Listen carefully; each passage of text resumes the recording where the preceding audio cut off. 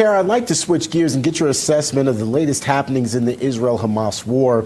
A New York Times headline from over the weekend says Israelis are demanding, elections and a ceasefire deal.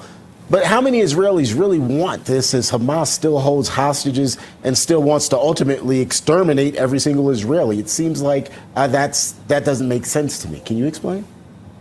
No, I think, guys, too, I mean, you guys know more than anyone as far as what the public opinion, the New York Times, the media, they're trying to play too. They're trying to have the public opinion. So they want to be able to make it look as well, and having their input look like it's all of Israelis. But the people that I talked to in the latest poll that was done said that 72% of the Israeli people want to see Hamas be destroyed. They want to see the demilitarization of Hamas in Gaza. And so I think you're also seeing the public opinion trying to be shifted here, especially coming from the New York Times, which is very pro-Hamas, pro-left.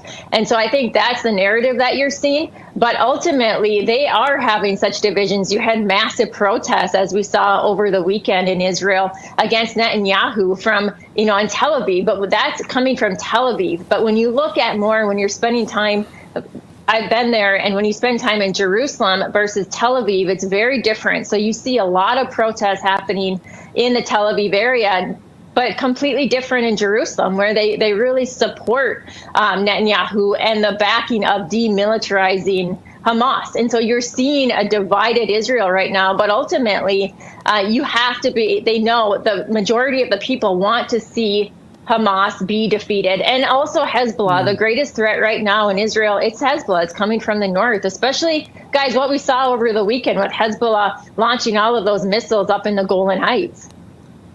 Yeah, 30 seconds or so, Tera. What about Netanyahu? Do you think he survives all of this politically? Because it's going to be tough. I know that the country can be split. It depends.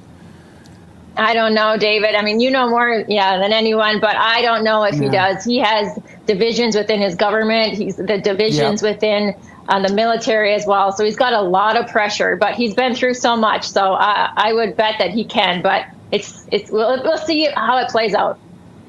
Yeah, and Netanyahu will be here in Washington here in a couple of weeks. Democrats, many of them not even going to attend his speech. So appreciate it, Tera. Thanks so much. Always good to see you. Thanks, Tera. Thanks, guys. Thanks, Tera.